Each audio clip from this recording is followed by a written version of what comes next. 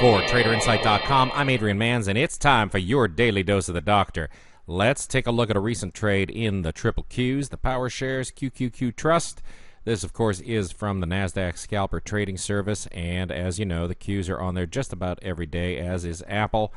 And what we are looking at here is a day where things didn't quite line up the way we expected them to. Now, our bias on the session was the short side, and many of you have noted that, yes, these do in fact work on the long side as well. But let's keep things simple. I don't want to further confuse the issue for people who might be new to this. Let's just take a look at what happened during the trading session and where the opportunity for profit was.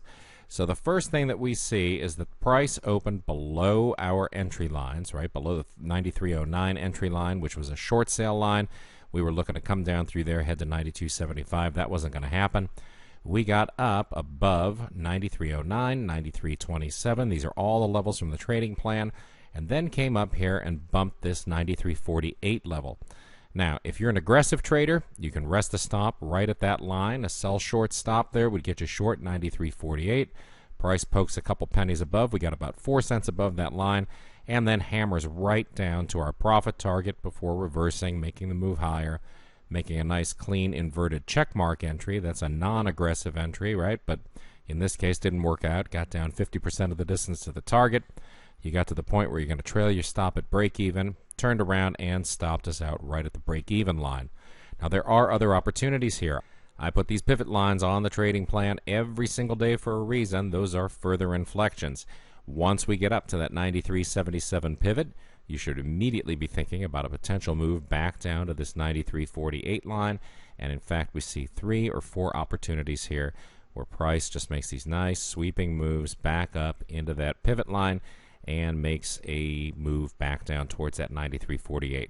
So not a bunch going on there. Really only one clean entry on the session on this one. This would have been the inverted check mark that got you in 93.48 and then got you right back out at 93.48 again. A little bit more aggressive of an entry, resting stop at 93.48 with another resting stop at 93.27 to close the trade. That was a profitable trade for the session. With the VIX as elevated as it is, going to be a good idea to just keep an eye on the volatility in the morning and then gauge whether or not you want to be in the market at all based on what she looks like right out of the gate. If you're worried about the VIX, if you're worried about all the volatility, spend some time on the sidelines. No harm in that. There is nothing wrong with not being in a trade or not trading for several days even, waiting for the volatility to calm back down again. It is some of the highest that I've ever seen right now. And I know one thing for certain, volatility is mean reverting, and eventually things are going to get back to normal, and it's not going to be too long from now. So if you have any questions, shoot me an email, adrian@traderinsight.com. I hope you had a great trading day today, and even better one in store tomorrow. The best trader education anywhere, only from TraderInsight.com.